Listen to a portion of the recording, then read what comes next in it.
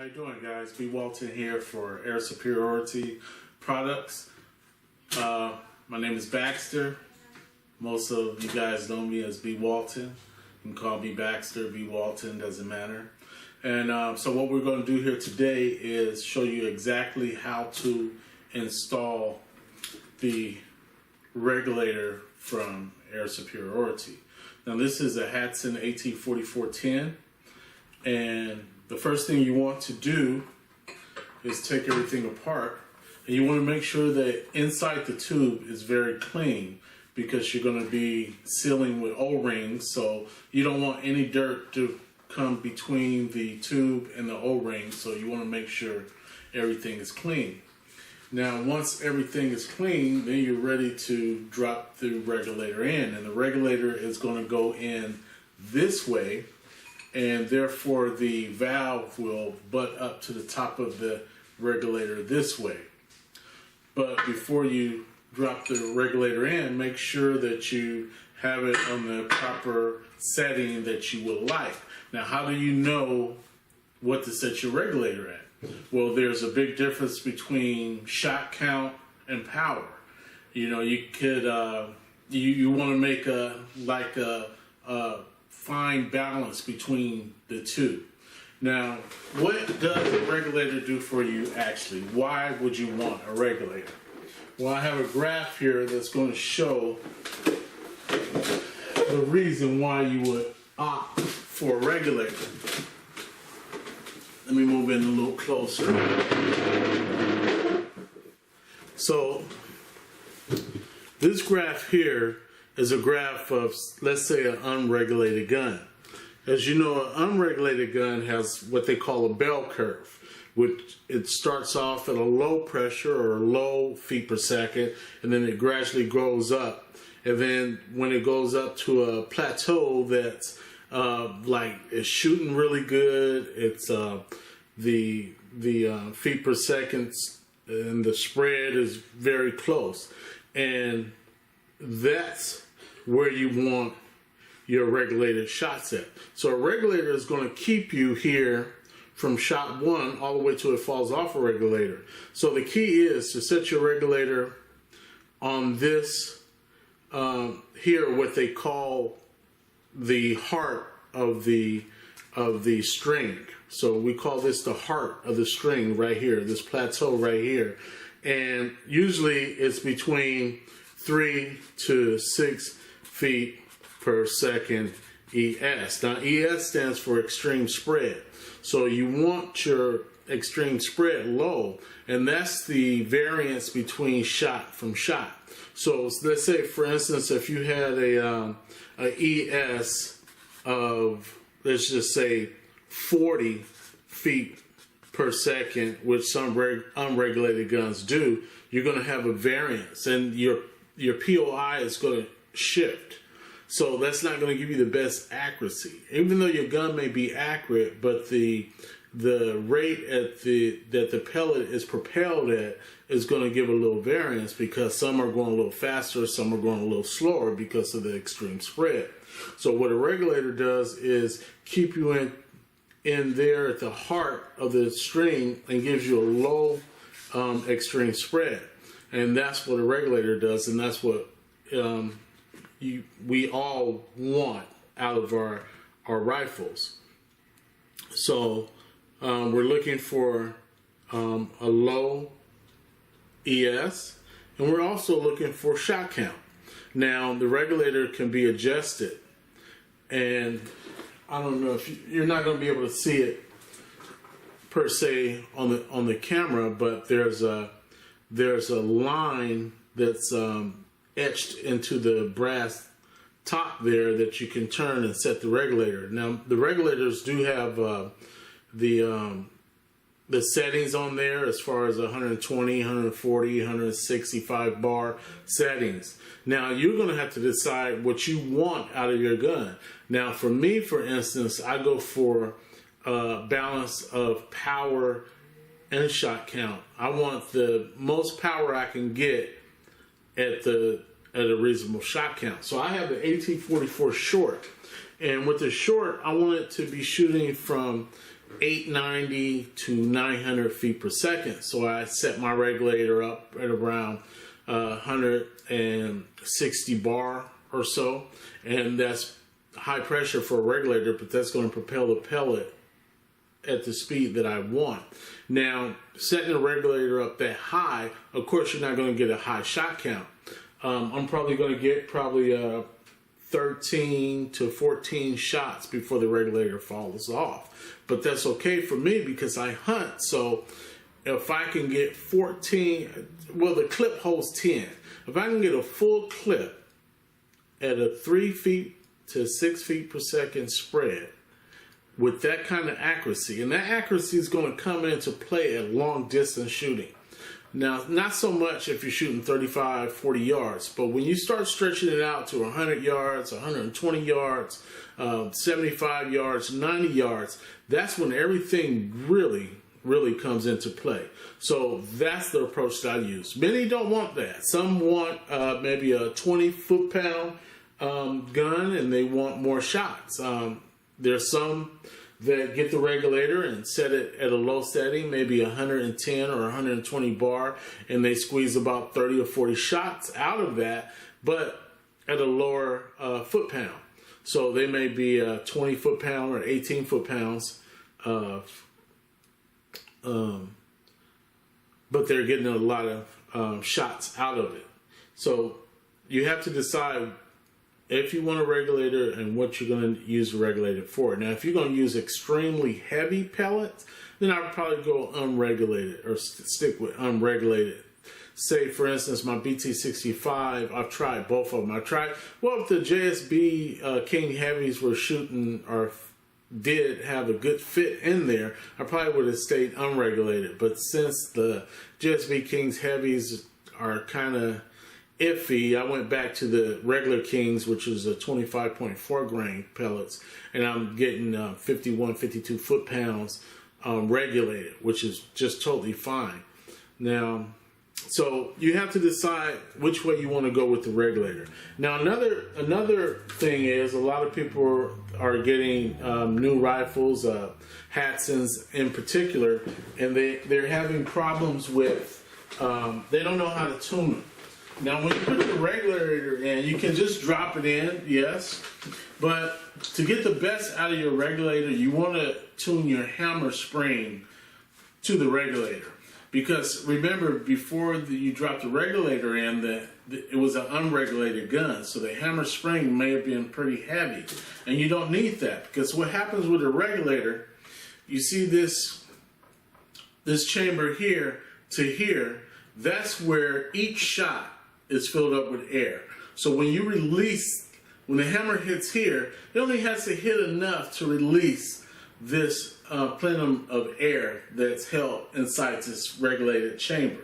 Now, what happens is once this is released and the pellet exits the barrel, it fills back up again. So there's not a lot of air wasted, but you want to have enough hammer strike just to release this much. Remember, you no longer need a hammer strike to release a full tube of a 200 bar tube, because now you're only dealing with the pressure that's inside here. So you want to readjust your hammer spring, and to really tune a gun, you have to have a chrono. So a chrono is is a necessity for tuning an air rifle, unregulated or regulated. So now that we went through that, so we know that this chamber here is each shot. So after each shot, this chamber fills back up, and that's where it's regulated. Now the amount of pressure is set, remember, right here. So you're going to use 120 bar to 165 bar. It depends on what you want out of your rifle. So what I would do is drop this in here, and take your time, don't force it, make sure it just goes nice and smooth in there.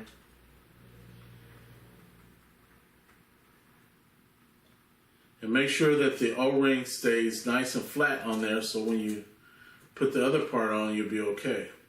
So you want to make sure that the O-ring is nice and flat. and then push it down a little bit more and make sure that the O-ring is nice and flat in there, that it's not kinked up. And then, you know, lightly put that in there and then start screwing your regulator, your valve in.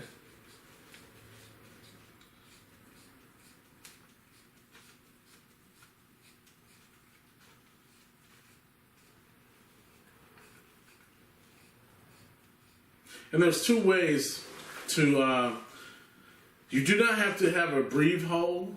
You can have a slit along the threads. There's one way and then there's the second way. Either way works good. So I wouldn't really worry about it. It's just what you prefer to do. But as I found out, both ways work good. So once you have that screwed back on there, and remember to take the O-ring, this O-ring that goes in here, make sure you take that off as per instructions on the website. So make sure you take that O-ring off and just hand tighten it. It's okay. Just tighten it about. That's okay. And then what you want to do is, well, what I do, I usually fill it up outside the rifle. So I will take it to my my tank and fill that up. Now, another question that a lot of people, how do I adjust the hammer spring for the AT44 or the BT65? Well, let's start with the AT44. And I'll move up closer again. Now the AT44 has a hole right here underneath the safety. Now the gun should not be cocked when adjusting the hammer spring.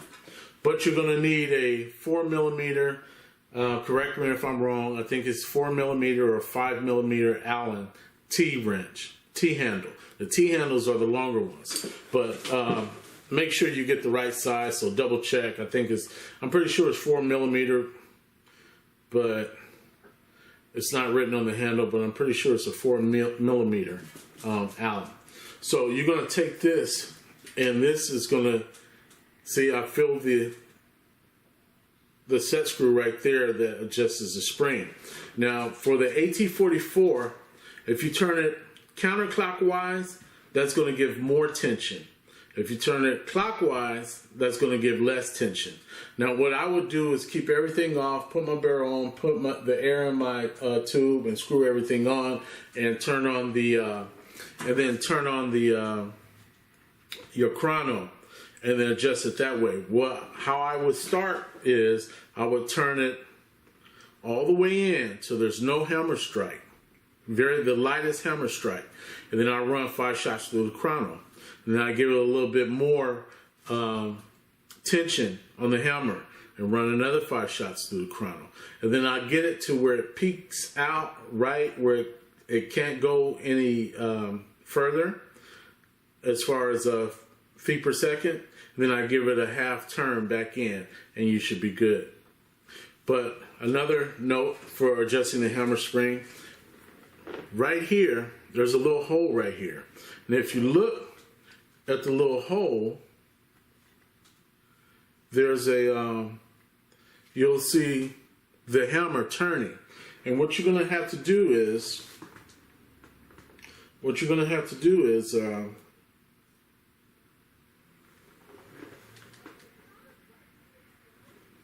take a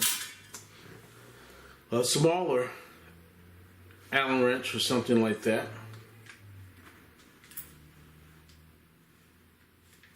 You're going to have to take a smaller Allen wrench. And what you're going to do is, as this turns, you want to stick this in there. You want to stick this in there to stop the hammer from turning, so it would, in fact, tightening or loosening the hammer. So those are the two things you need to do to adjust the hammer on the AT44-10.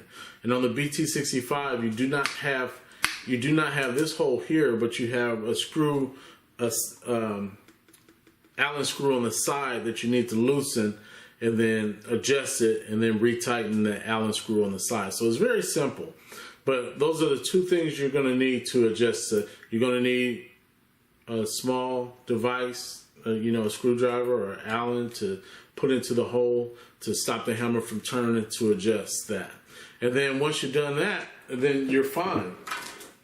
So it really depends on what you like, or what you need out of the rifle per se. So are you looking for shot count, plinking? Are you looking for power shots, distance shots? So all that can be determined by how you adjust your regulator and your hammer spring. So it sounds like a lot, but once you get around to it, it's kind of fairly simple to do. So that's all you have to do. So what I'm going to do is put everything back together. There's a video coming up next that's going to show the shot count and the results that I get from the AT44-10.